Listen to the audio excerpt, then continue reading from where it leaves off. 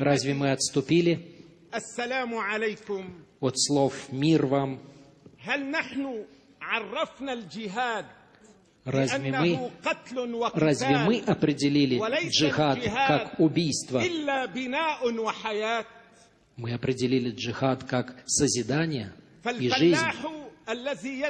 Крестьянин, который обрабатывает свою землю, он ведет джихад, он борется. Рабочий, который строит заводы, он тоже борется, он ведет джихад.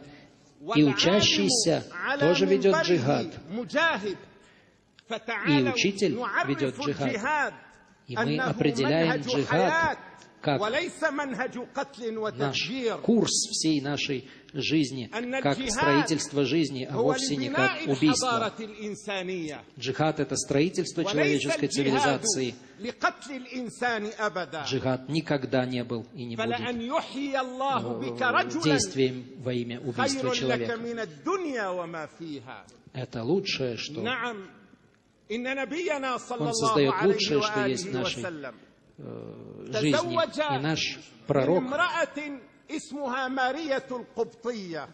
женился на женщине, которую звали Мария, она была копткой. Он женился и на иудейке по имени Софии, для того, чтобы сказать нам, что человек, который несет в своем сердце веру,